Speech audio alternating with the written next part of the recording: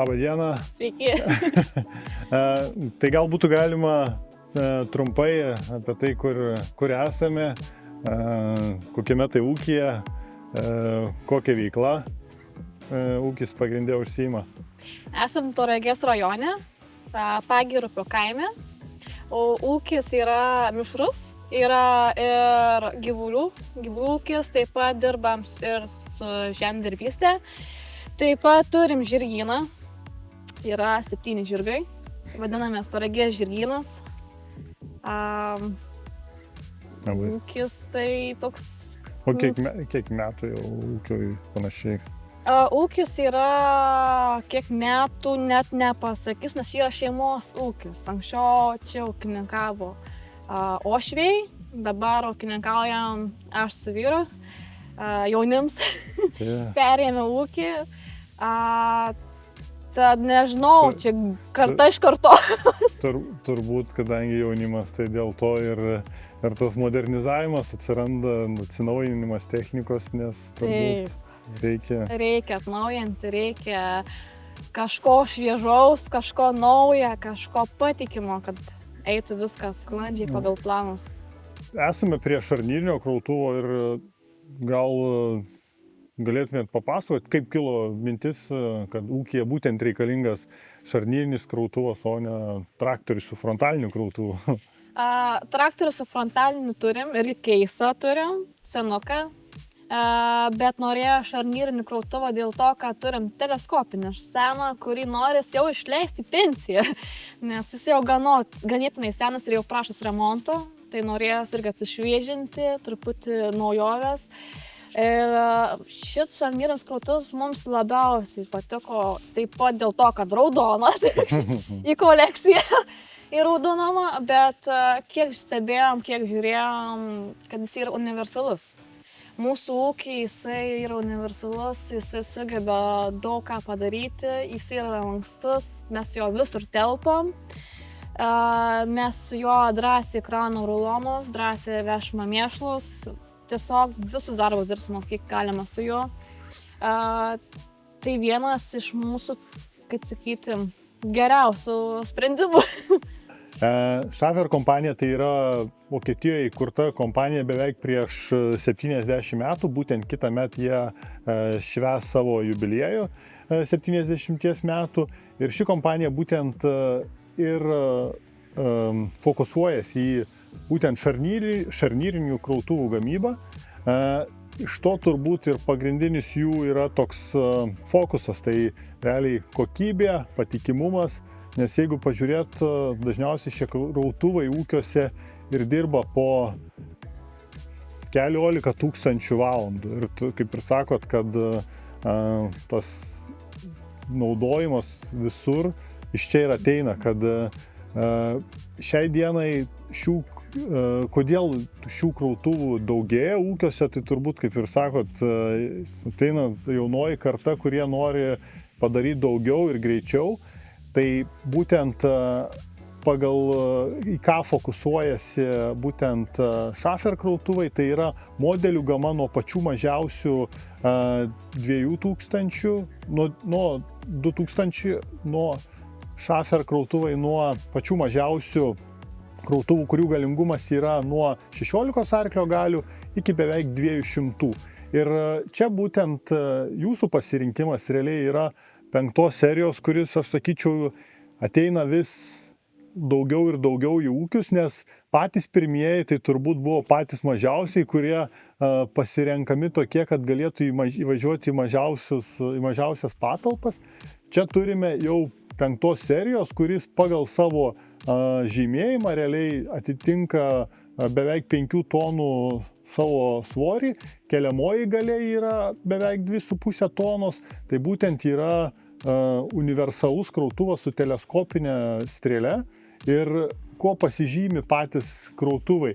Tai turime tiltus, kurie yra pritaikyti realiai dvigubai didesniai apkrovai, tai šitoj vietoj, kad ir dirbant tiek su rulonais, tiek su pašarais, tiek su žemės darbais kasimo, ašys yra vientisos, pritaikytos dideliai apkrovai.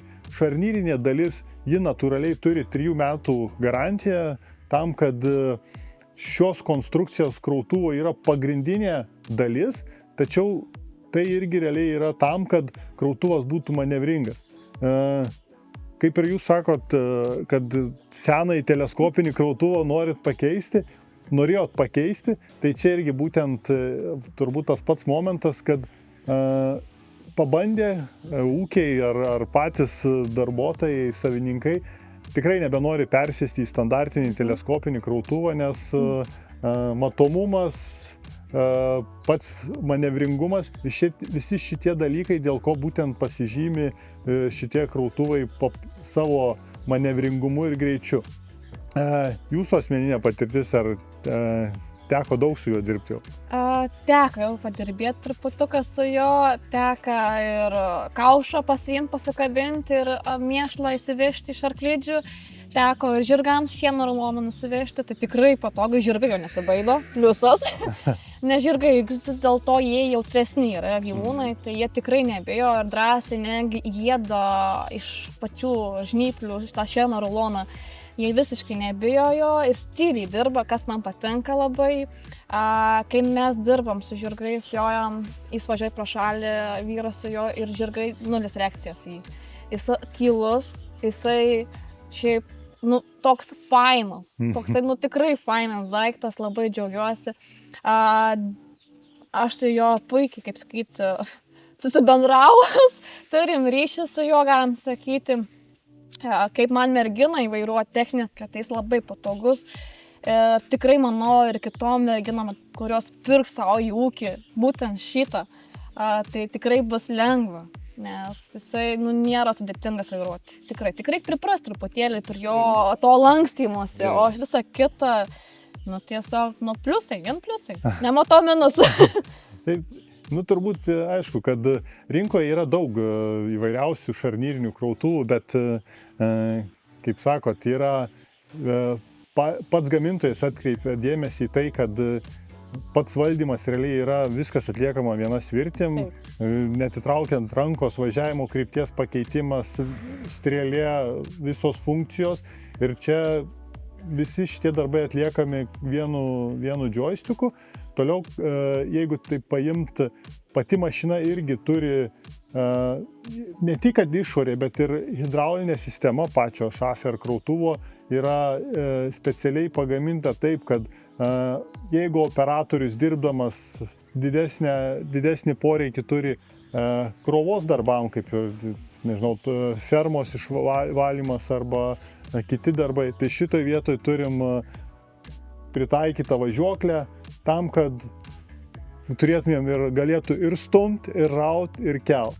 Tai čia yra turbūt svarbiausi šitos mašinos konstrukciniai privalumai. Aišku, priežiūra, priėjimas prie variklio, čia irgi yra svarbu, nes lengva prieiti, jokių jeigu paimt patį, aišku, kad ir dabar matom gražus nuplautas, tai čia yra vienas svarbiausių dalykų, kad visos ašies, stabdžiai, viskas yra apsaugota nuo purvo tam, kad ilgamžiškiau, mažiau priežiūros ir patikimiau dirbtų. Tai būtent, aišku, čia taip pat komplektacija yra ir kondicionierius, kas tikrai... Pliusas, didelis pliusas. Dažniausiai šitie krautuvai irgi yra renkamiesi, sakykime, pirmiausiai į kokio aukščio patalpas reikia įvažiuoti, tai čia turbūt gal kaip ir kažkokio didelio apribojimo nėra.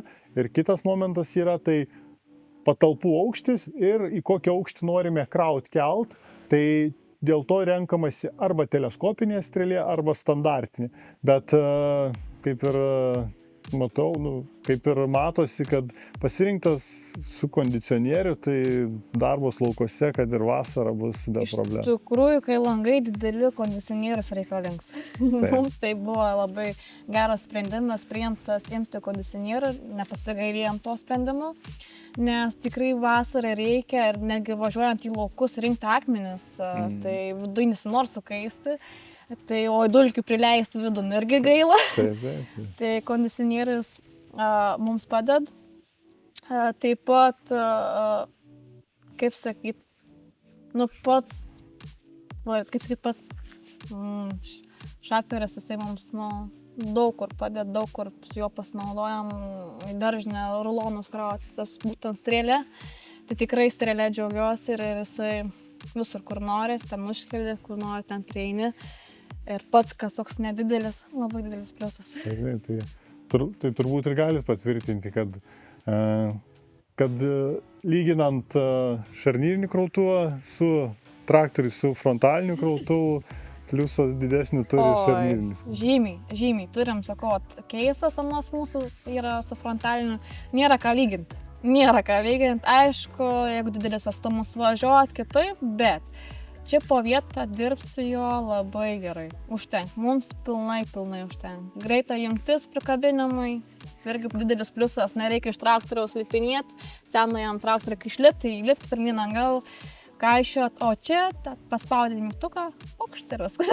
Tai čia turbūt dar ir vienas ir yra iš pagrindinių, sakykime, mašinos universalumų, nes mes kaip Dotnuva Baltic Schafer atstovai, tai krautuvus, nors ir jie turi savo užkabinimą, sakykime, gamyklinį specialų, bet mes komplektuojame su euro užkabinimu, kad būtent kaip ir jūs minėjote, traktorius, pavyzdžiui, turi savo priedus ar kažkoks kitas ūkis keičia, tai senieji priedai taip pat tinka.